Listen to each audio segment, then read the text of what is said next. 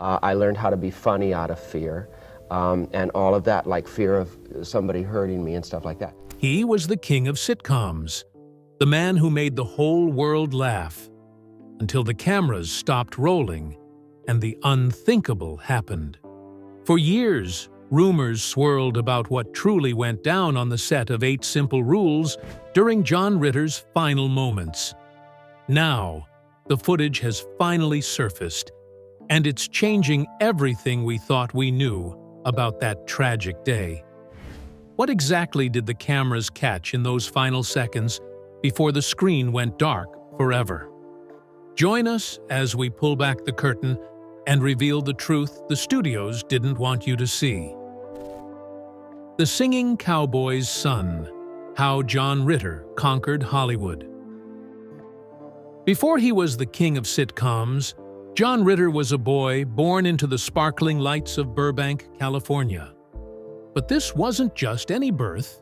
He entered the world at Providence St. Joseph Medical Center, the very same place where, decades later, the final curtain would tragically fall. Born to the legendary singing cowboy Tex Ritter and the talented actress Dorothy Faye, John had stardom in his DNA. Yet, behind the famous name and the Hollywood upbringing, John was carving out a path that was entirely his own, starting long before he ever stepped onto a soundstage. Life wasn't all glitz and glamour, though. While he was just a teenager, a freak accident changed his life forever. A projectile shattered the window of a car he was riding in, permanently injuring his right eye. It left him with a unique, clouded pupil and stripped him of most of his sight in that eye, leaving him with only peripheral vision. But if you think that slowed him down, think again. John headed to Hollywood High School and took charge, becoming the student body president and proving early on that he had the charisma to lead any room he walked into. When he arrived at the University of Southern California, John wasn't actually looking for the spotlight. He was looking for a podium. He started as a psychology major with his sights set on a career in politics. But the pull of the stage was too strong to ignore. He eventually traded his political ambitions for theater arts, joining the Phi Gamma Delta fraternity and diving headfirst into the USC School of Dramatic Arts. He even took his talents across the Atlantic, performing in the United Kingdom, the Netherlands, and West Germany before graduating in 1970. To sharpen his edge, he studied at the prestigious Stella Adler Academy, preparing for a debut that would change television history. His first real break came alongside a future legend, Burt Reynolds, in the series Dan August. In a twist of fate, that show also featured Norman Fell, the man who would later become his iconic foil on Three's Company.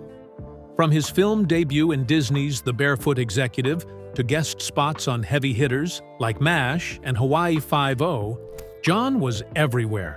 He even spent 4 years as the gentle Reverend Matthew Fordwick on The Waltons. But that role was just the calm before the storm. By December 1976, John walked away from the pulpit of The Waltons and stepped into the shoes of Jack Tripper. Three's Company became an overnight sensation, turning John into a household name and a physical comedy genius. Between the sitcom laughs, he found time to play Ringo Starr's manager and even voiced the lead in the cult classic The Flight of Dragons. He was a man of 1,000 voices and 1,000,000 laughs, building a legacy that felt like it would last forever. Little did anyone know the clock was already ticking. The ultimate chameleon: how John Ritter conquered every screen. While the world was busy watching him climb the ranks of Hollywood, John Ritter was about to step into the role that would define an entire generation. Enter Three's Company, the show that turned the sitcom world upside down. John played Jack Tripper, a struggling culinary student living with 2 female roommates, a setup that was scandalous for its time. To keep the old-fashioned landlords off their backs, Jack had to pull off the ultimate performance, pretending to be gay just to keep his living arrangement. Alongside stars like Joyce DeWitt and Suzanne Summers, John's physical comedy was nothing short of legendary. The show didn't just air, it dominated the ratings for years, cementing John as the undisputed king of the living room until the series finally wrapped in 1984. But the hustle didn't stop there. The Jack Tripper fever was so intense, it birthed a spin-off, Three's a Crowd, where we saw Jack running his own bistro and navigating life with a live-in girlfriend. Even while he was filming the original hit, John was hitting the big screen in cult favorites like Hero at Large, and they all laughed. He was a man who couldn't stay still, and the public couldn't get enough. Once the sitcom era cooled down, John pivoted to movies that every 90s kid remembers, most notably the chaotic and hilarious Problem Child. He proved he could move from slapstick roommate to the ultimate frustrated father without missing a single beat. As the years rolled on, John became the go-to star for television events. He shared the screen with legends like Andy Griffith in Gramps and faced off against the supernatural in Stephen King's It. His range was staggering. One minute, he was in a gritty drama like The Colony, and the next, he was making guest appearances on every hit show from Buffy the Vampire Slayer to Scrubs. He even became the voice of a generation's childhood as Clifford the Big Red Dog, earning 4 Emmy nominations for bringing that giant, lovable pup to life. It seemed like there was nothing he couldn't do, whether it was voice acting or starring in the high-stakes world of 8 Simple Rules. Yet, in the midst of all this TV and film madness, John felt the pull of the live stage. In 2000, he took Broadway by storm alongside Henry Winkler in Neil Simon's The Dinner Party.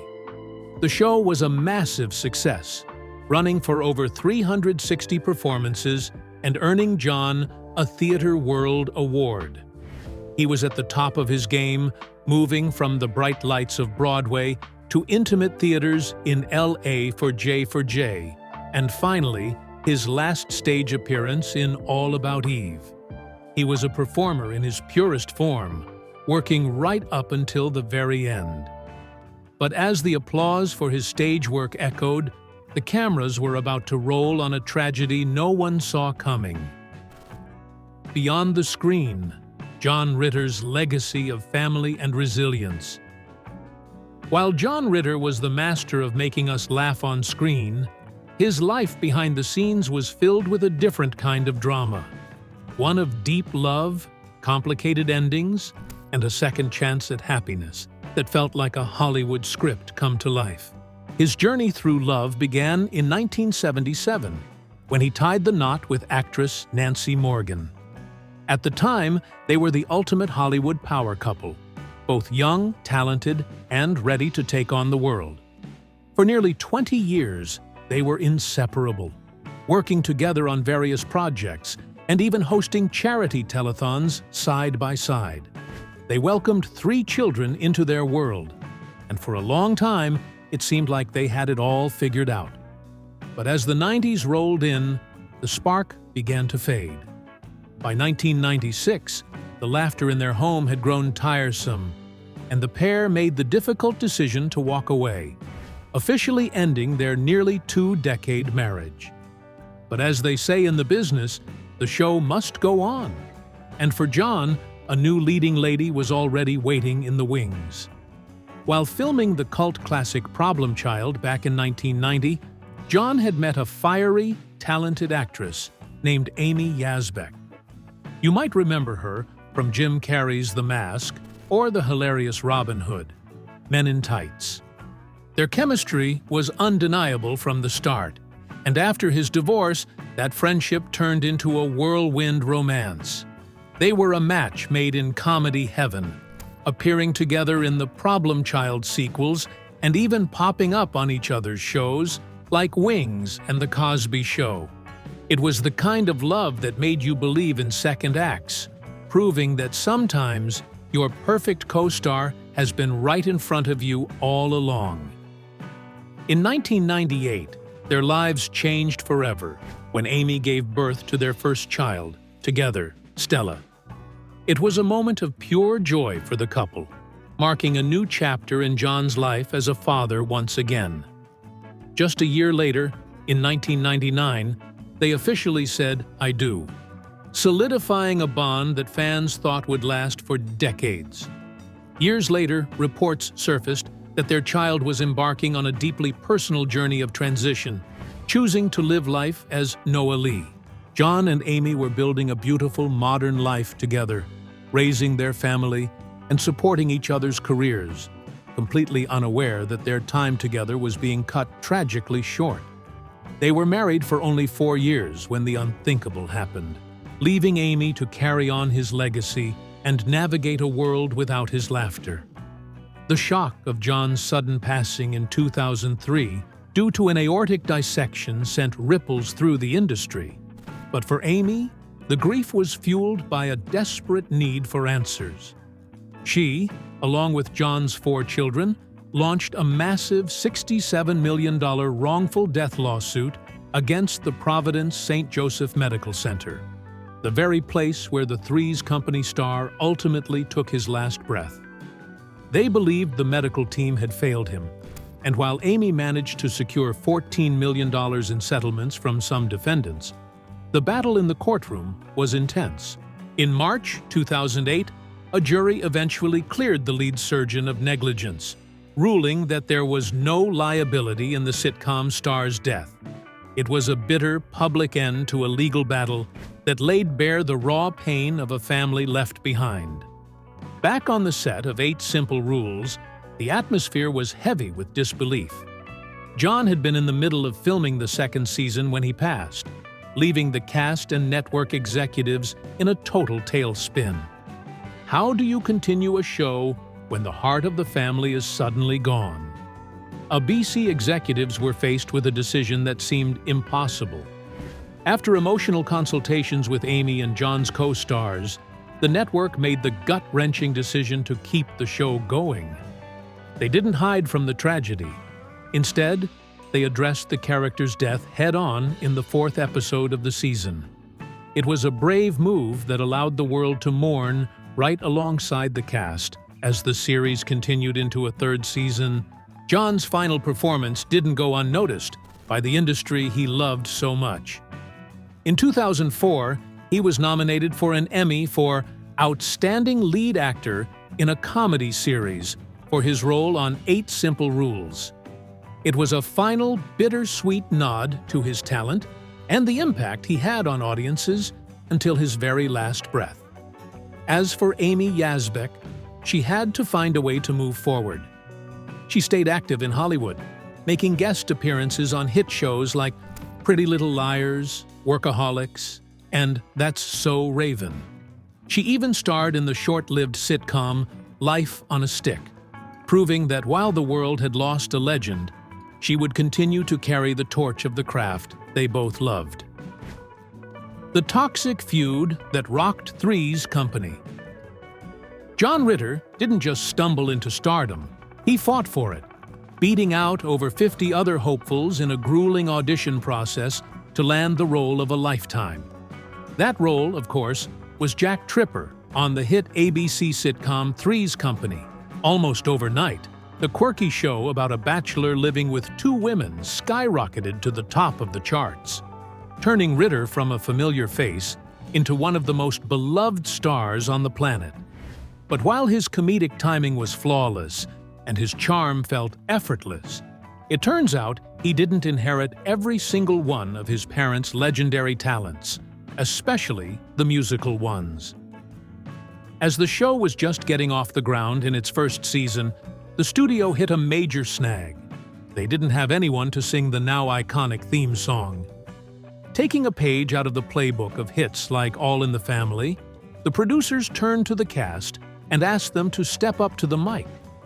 John and his co-stars reluctantly agreed to give it a go, but the session was a total disaster.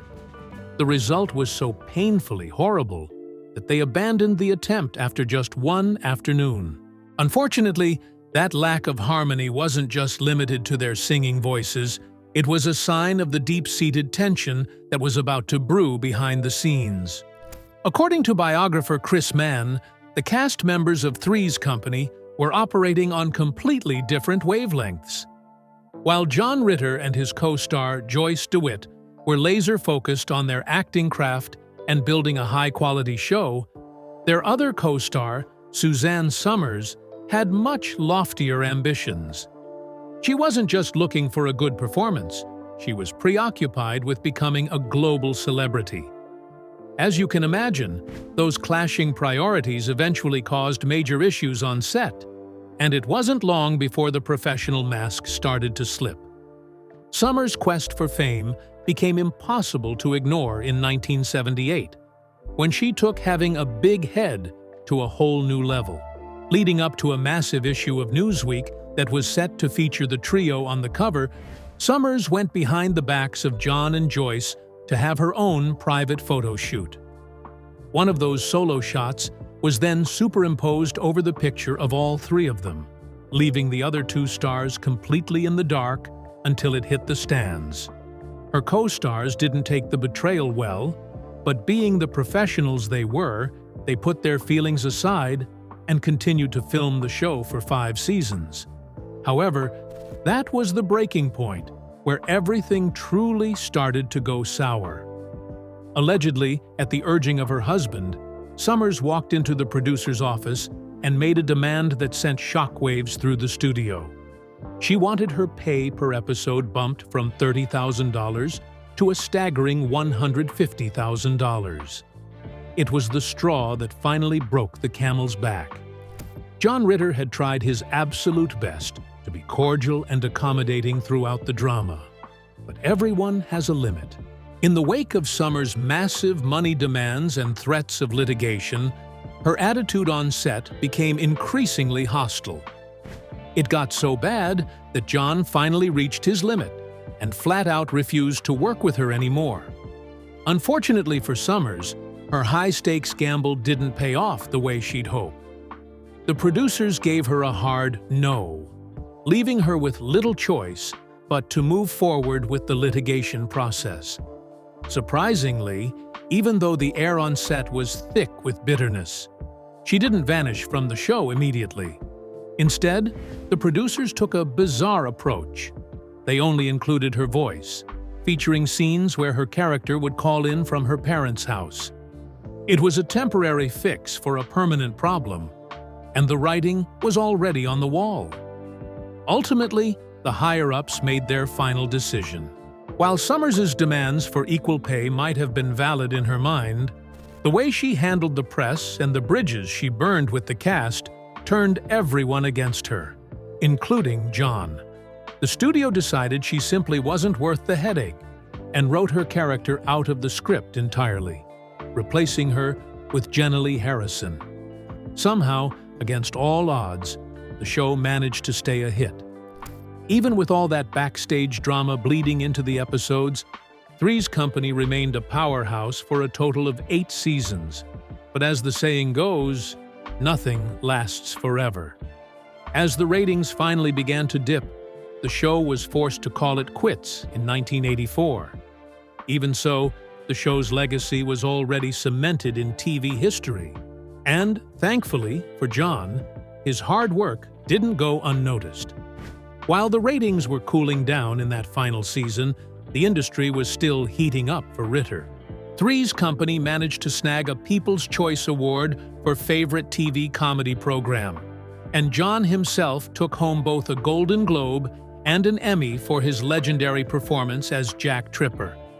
The producers felt the magic of that world was still alive, so they immediately launched the spin-off Three's a Crowd the same year the original show ended, following Jack as he moved in with his girlfriend and ran his own bistro. Regrettably, this new chapter only created more tension and a fresh wave of betrayal. The producers had been planning the spin-off for a long time, even holding secret auditions for Jack's new girlfriend, while Three's Company was still in production. The problem? They kept the whole thing on the down low. John never told his longtime co-star Joyce DeWitt about the new show. And when she finally found out, she couldn't help but feel betrayed by another castmate. All things considered, perhaps the news just slipped John's mind given the chaos of his personal life, but the audience wasn't nearly as forgiving. Three's a crowd failed to impress the public and ended up on the cutting room floor after only a year. The final curtain, John Ritter's tragic last moments on set. The world of sitcoms is built on the illusion of the perfect family, where every problem is solved in 30 minutes and the laughter never truly ends. But for John Ritter, the man who reigned supreme over that world for decades, the final act wouldn't happen behind a punchline. It would happen right in front of the lens.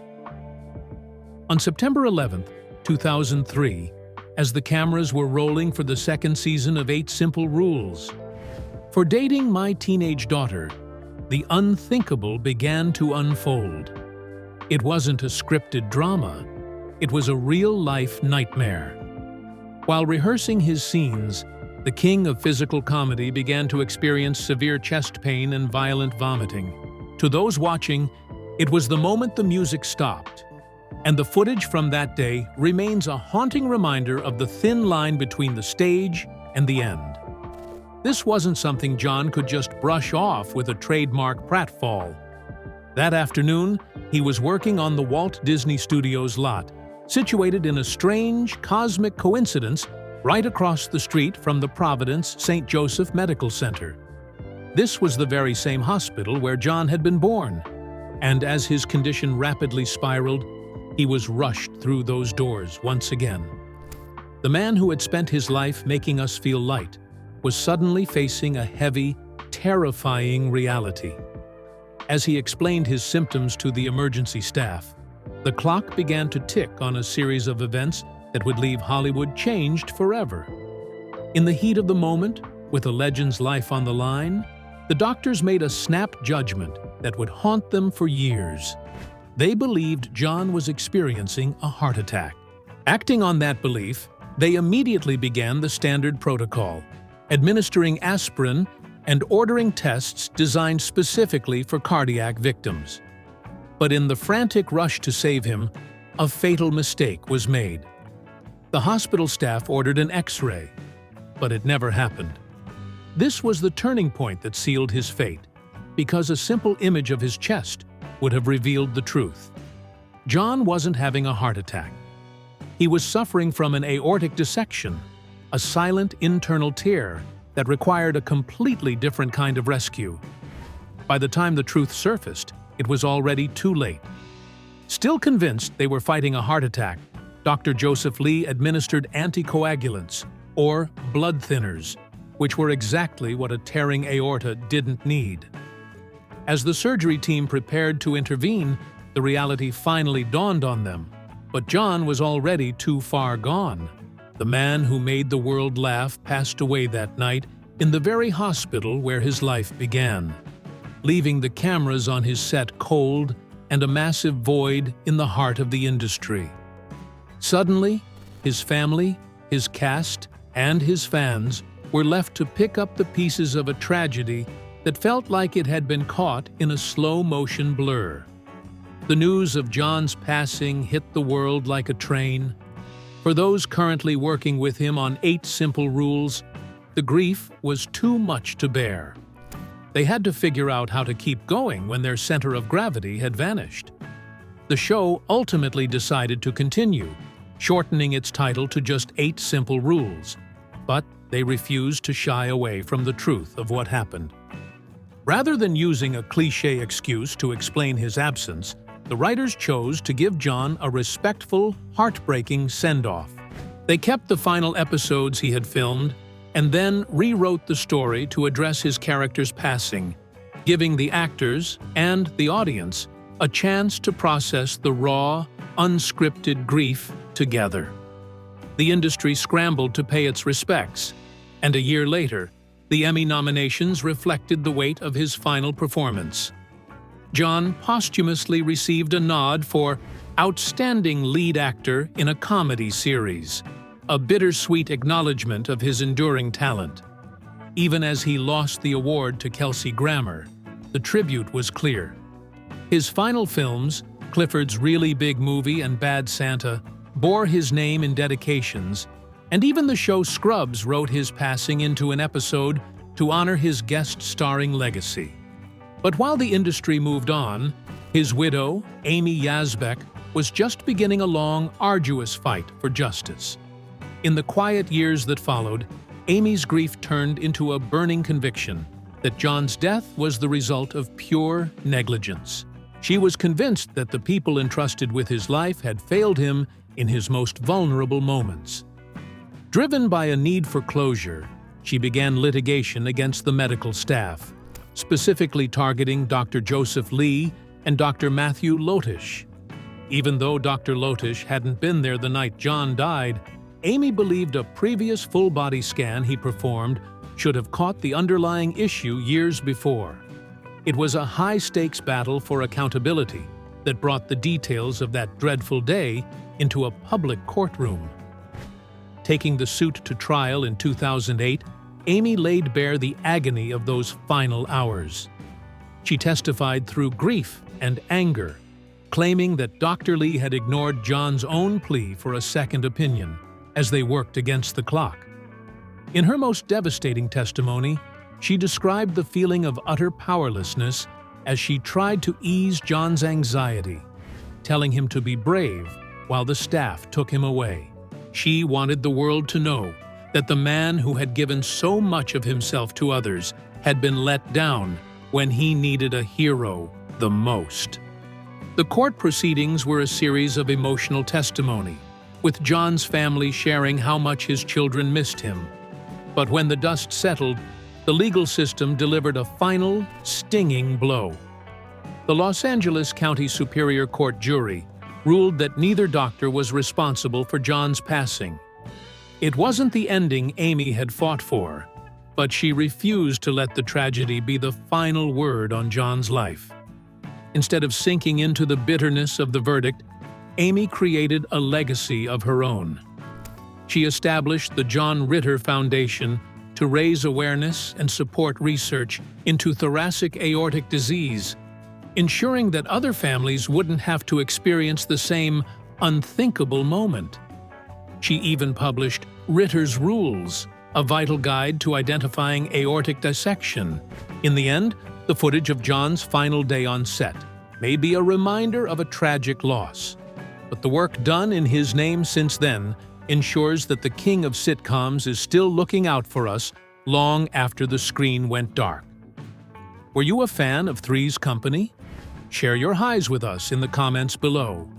Don't forget to like, share, and subscribe. Also, click the next video shown on your screen. You will